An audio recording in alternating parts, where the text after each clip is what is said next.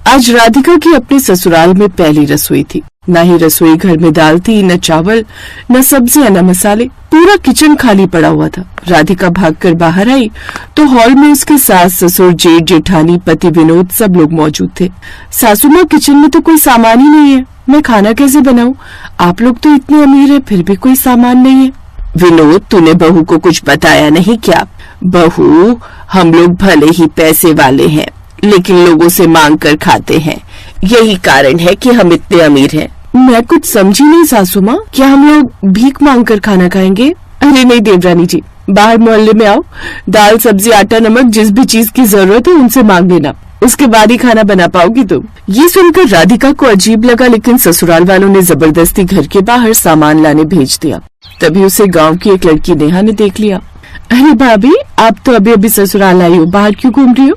अरे क्या बताऊं, मुझे अभी पता चला कि मेरे ससुराल वाले मांग कर खाते हैं, इसलिए मैं दाल, सब्जी, चावल ये सब मांगने जा रही हूँ मोहल्ले वालों से। तुम इसमें मेरी कुछ मदद करोगी? भाभी, आपके ससुराल की ये बहुत पुरानी आदत है, उन्होंने खाने के नाम पर आज तक कुछ भी नहीं खरीदा। मेरा नाम नेहा है, आप मुझे अपनी दोस्त समझिए। चलिए, मैं आपको थोड़ा सामान दे देती हूँ, वरना आप परेशान होती रहेंगी। नेहा ने उसे अपने घर से दाल, सब्जी, आटा, नमक, मसाले दिए। तब जाकर राधिका ने खाना बनाया। सभी को खाना बहुत पसंद आया। बहू ने खाना तो अच्छा बनाया ही है, लेकिन सबसे अच्छी बात यह है कि 1 घंटे के अंदर खाना बनाने का सारा सामान मांग कर ले आई। बिल्कुल सही बहू मिली है हमें। तो इस तरह सब लोग खाना पीना खाकर सो गए। अगली सुबह चाय बनाने की बारी थी तो उसने देखा कि किचन में न चाय पत्ती थी न दूध। फिर से वो अपनी सास के पास आई। सासू माँ, कम से कम दूध और चीनी चाय पत्ती तो लाकर रखनी चाहिए थी, ये भी बाहर से मांग कर लानी पड़ेगी। बिल्कुल सही पकड़ी हो बहू, जल्दी जाओ और मोहल्ले से चाय पत्ती, दूध मांग कर लाओ, बच्चों को काम पर भी तो जाना है। राधिका बेचारी सुबह सुबह फिर बाहर निकल गई। उसे लोगों के घरों में जाकर मांगने में बहुत शर्म आ रही थी। फिर भी किसी तरह वो एक घर में पहुंची। चाची, जरा चाय पत्ती, दूध और चीनी मिल जाएगी क्या? मेरे पति और जेठ जी को काम पर जाना है और हमारे घर में अचानक चाय बनाने का सामान ही खत्म हो गया। क्यों झूठ बोल रही हो बहू? तुम्हारे ससुराल वालों को इस मोहल्ले में हर कोई जानता है। रुको, अभी लाकर देती हूँ। उन्होंने राधिका को चाय बनाने का सारा सामान दिया। तब जाकर राधिका ने चाय बनाई और सबको पिलाई। ऐसे दिन बीत रहे थे। हर रोज उसे मोहल्ले में मांग कर खाना बनाना पड़ता था। फिर एक रोज राधिका के मायके वाले आ गए। अरे आइए आइए समधन जी, आने में कोई तकलीफ तो नहीं हुई? अरे नहीं समझी जी, तकलीफ तो कोई नहीं हुई। अरे बहू, तुम क्यों खड़ी हो? जाओ, मोहल्ले से कुछ सब्जियां मांग कर लाओ और अपने माँ बाप को खाना बनाकर खिलाओ। अब उसके माँ बाप राधिका की तरफ देखने लगे। राधिका अपने माँ बाप की तरफ देखने लगी। उसे अपने मायके वालों के सामने दूसरों से सब्जी मांगने में शर्म लग रही थी।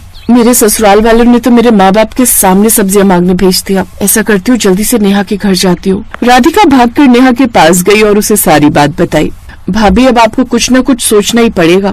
नेहा, अभी मुझे जल्दी से कुछ सब्जियां, आटा, दाल, चावल दे दो, क्योंकि मेरे मायके से कुछ लोग आए, उनके सामने मेरी बेइज्जती हो जाएगी। उसके बाद जैसे ही कोई आइडिया आता है मैं तुम्हारे साथ जरूर डिस्कस करूंगी।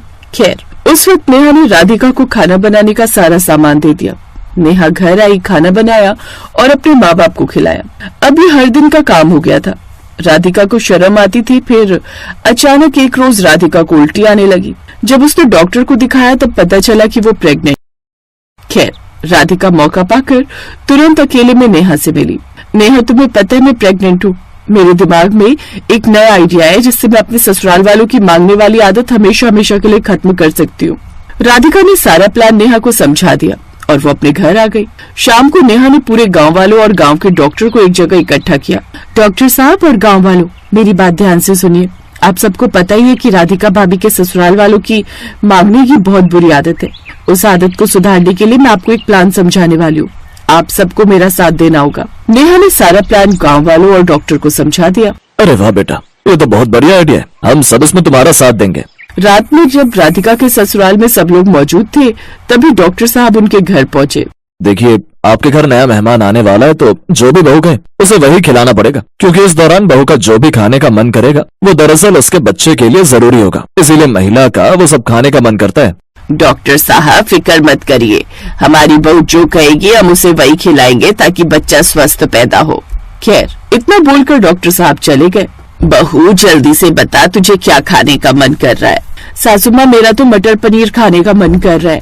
ठीक है बड़ी बहू तू मेरे साथ चल, मटर पनीर मांग कर लाते हैं। उसकी सास अपनी बड़ी बहू को लेकर किसी के घर पहुंची। बहन जी थोड़ा सा मटर और पनीर दे दीजिए। अरे थोड़ी देर पहले आती तो आपको मिल जाता, हमारा पनीर खराब हो गया तो फेंक दिया नाली में। कोई बात नहीं चाची, चलो सासू माँ दूसरे घर चलते हैं। ऐसे वो दोनों दूसरे के घर में गई, लेकिन उन लोगों ने भी कोई बहाना बनाकर उन्हें पनीर नहीं दिया। वो लोग पूरे मोहल्ले में घूमती रही, लेकिन किसी ने उन्हें पनीर नहीं दिया। फिर अंत में वो लोग किसी दुकान पर चली गई। भाई साहब जरा 1 किलो पनीर देना, बाद में पैसे देते हैं।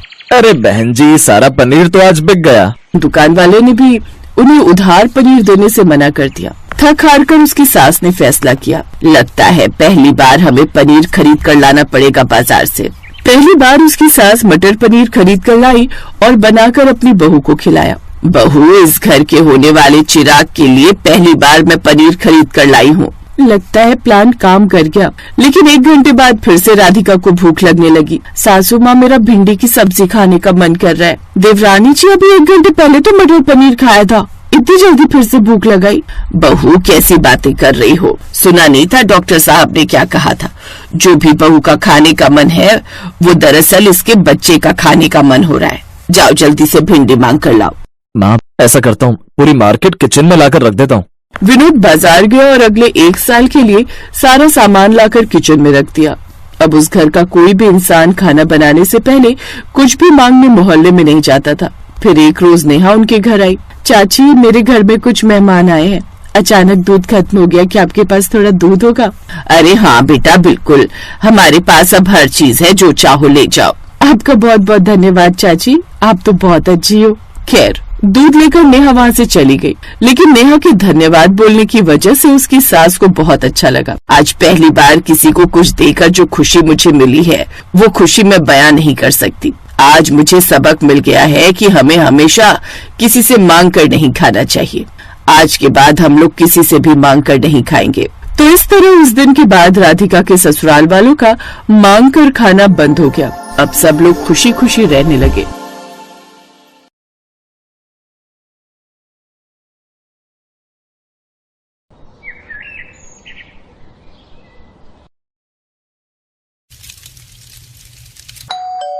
मैं जाकर देखता हूँ। अरे रुक तू, आराम से नाश्ता कर, बजाने दे घंटी कुछ देर, नहीं खोलेंगे तो चली जाएगी वापस। ओहो माँ, मेरा एक जरूरी पार्सल आने वाला है, जरूर वही आया होगा, मैं जाकर देखता हूँ। ये कहकर ऋषभ नाश्ते के बीच से उठा और घर का मेन गेट खोल दिया, पर सामने एक जाने पहचाने चेहरे को देखकर ऋषभ का मुंह उतर गया और बुझी आवाज में उसने अपनी माँ से कहा, माँ सुनंदा ताई आई है? अरे अपनी माँ को बाद में बुलाना, पहले मुझे अंदर तो आने दे, चल परे को हट। ये कहकर सुनंदा ने ऋषभ को हल्के से धक्का दिया और उसे साइड में हटाकर खुद घर के अंदर आ धमकी। तब तक ऋषभ की माँ तारा भी रसोई से बाहर आ चुकी थी और फिर, अरे सुनंदा जी आज इतनी जल्दी? हाँ अरे मैं तो और पहले ही आ रही थी, पर फिर सोचा कि आज इतवार है तो क्या जाने तुम लोग सो रहे होगे, बस यही सोच के रुक गई। बड़ी मेहरबानी। वैसे आज क्या खत्म हो गया? अब थोड़ी सी चीनी चाहिए थी, अब ये लो कटोरी भर दो। आज यही सोच के उठी थी कि सबके लिए बढ़िया खीर बनाऊंगी, पर डिब्बा खोलकर देखा तो मरी चीनी का एक दाना भी ना निकला। अब राकेश और निधि भी कल देर से घर लौटे थे तो उन्हें जगाना ठीक ना लगा मुझे। लाओ अब। हाँ वैसे खुशबू तो बड़ी बढ़िया आ रही है। आज क्या बना लिया नाश्ते में? कुछ खास नहीं, मेथी आलू की सब्जी और पराठे हैं। अरे अरे अरे, मेथी आलू की भुजिया तो मुझे बड़ी पसंद है। बस जरा सी लहसुन और अदरक का तड़का लगाओ सूखी लाल मिर्च के साथ। अब वैसी बनाई है ना? खाओगी क्या? अरे नहीं नहीं, पर अब इतनी जिद कर रही हो तो दे दो थोड़ी सी। अब ऐसा करो अपनी ही एक छोटी सी कटोरी में दे दो, कल आऊंगी तो वापस लेते आऊंगी। सुनंदा तारा की पड़ोसन थी और हमेशा ऐसा ही करती थी। हर सुबह उसका पहला काम होता था तारा के घर जाकर खाना मांगना, कभी कच्चा सामान तो कभी पका पकाया खाना। सुनंदा किसी न किसी बहाने से तारा से वो सब मांग ही लेती थी और उसकी इस आदत से तारा के साथ साथ अब उसका बेटा ऋषभ भी चिढ़ने लगा था। माँ आप ना बहुत भोली हो, तभी तो वो औरत आपको हर रोज बेवकूफ बनाकर सब मांग ले जाती है। अरे एक बार सीधे शब्दों में मना कर दोगी तो फिर कभी उसकी हिम्मत नहीं होगी। अगर आपसे नहीं होता तो मुझे बोलो, मैं कल ही इस औरत के दिमाग ठिकाने पर लगाता हूँ। नहीं बेटा, पुराने पड़ोसी हैं, और सच कहूं तो पहले सुनंदा जीजी ऐसी थी भी नहीं। तेरे बाबूजी बड़ा मानते थे उनके परिवार को, पर जब से महेश भैया गुजरे तब से थोड़ी बावली सी हो गई हैं। अब हो सकता है कुछ दिक्कत भी हो घर में। क्या दिक्कत होगी माँ? पति नहीं रहे तो क्या हुआ? उनका बेटा तो बढ़िया कमाता है, उल्टा उनकी तो बहू भी कमाती है। देखे नहीं उनके ठाठ? अभी पिछले महीने ही तो नई गाड़ी खरीदी है। और फिर सुनंदा ताई ने कभी खुद से कुछ कहा क्या आपको? नहीं, कोई परेशानी हो ऐसा तो कभी नहीं जताया। उल्टा हमेशा अपने बेटे बहू की तारीफ ही करती रहती हैं। अब तू छोड़ ना ये सब और ये बता कि तू ऑफिस से छुट्टी कब ले रहा है? मिताली का फोन आया था मुझे, बोल रही थी शॉपिंग पर साथ चलने को। ओहो माँ, मेरे पास बिल्कुल टाइम नहीं है। आप और मिताली देख लो ना सब कुछ प्लीज। ये लो, ये रहा मेरा क्रेडिट कार्ड। जो लेना है और जितने का भी लेना है आप दोनों ही देख लो। दरअसल यहाँ मिताली नाम की जिस लड़की के बारे में बात हो रही थी वो तारा की होने वाली बहू थी। ऋषभ और मिताली कॉलेज से एक दूसरे को पसंद करते थे और अब बहुत जल्द दोनों की शादी होने वाली थी। ऋषभ वेल सेटल्ड था तो मिताली भी बहुत समझदार और सुलझी हुई लड़की थी। तारा भी इस रिश्ते से बहुत खुश थी। और फिर एक दिन, कैसी हो तारा? हो गई बहू के स्वागत की तैयारियां? हाँ जी, बस अब सब सही से हो जाए। वैसे तो ज्यादातर काम खुद मिताली ने ही संभाल रखे हैं। मेरे ऋषभ को तो अपने ऑफिस से ही फुर्सत नहीं। चलो बढ़िया है। अब वैसे मैं ये कह रही थी कि वो थोड़ा सा गुड़ होगा क्या तुम्हारे पास? हाँ है तो सही, पर थोड़ा पुराना हो गया है। अरे अरे रे रे, फिर तो तुम्हारे काम का ही नहीं रहा होगा। ऐसा करो फिर जितना है मुझे ही दे दो। हैं? पर आप क्या करोगी उससे? सुनंदा वैसे थी तो तारा की पड़ोसन, लेकिन तारा ने उसे हमेशा अपनी बड़ी बहन की तरह समझा था। लेकिन जिस तरह हर रोज खाना मांगने को लेकर सुनंदा की हिम्मत बढ़ती जा रही थी, उससे खुद तारा भी परेशान हो गई थी। और अब तो उसके घर की सत्ता भी बदलने वाली थी। ऋषभ की शादी के बाद उसकी रसोई अब उसकी बहू मिताली के हाथों में थी। और आज क्या पकवा रही हो बहू से तारा? कढ़ी चावल बनाए ताई जी, आपके लिए लेकर आऊं? हाँ जरूर लेकर आओ।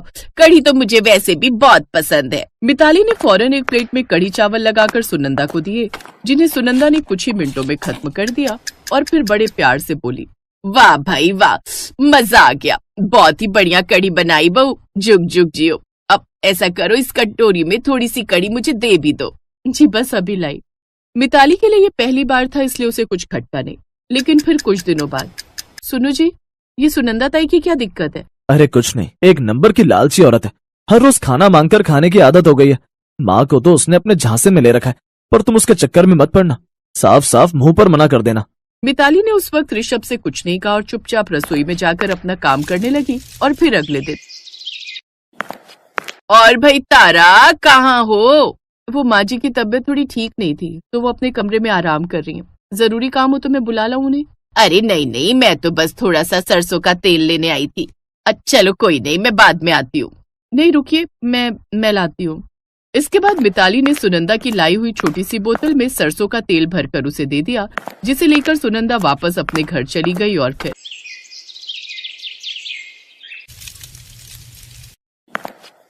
ये देखो, ये बुढ़िया फिर कहीं से कुछ मांग कर ले आई। ओ गॉड, इसने तो नाक कटा रखी है हमारी। मांगू नहीं तो और क्या करूं? तुम लोग तो मुझे कुछ देते नहीं, ना खाना और ना ही राशन। हाँ तो जीवन भर का ठेका ले रखा है क्या तुम्हारा? अरे रहने की जगह दे रखी है, वो कम है क्या? भूलो मत, तुम्हारे पति ने जीवन भर जो कमाया वो अपनी बीमारी पर खर्च करवा कर चले गए। अब यहाँ जो कुछ भी है वो मेरा और मेरे पति का है। और मैं कुछ नहीं लगती तुम्हारी राकेश। बोल बेटा।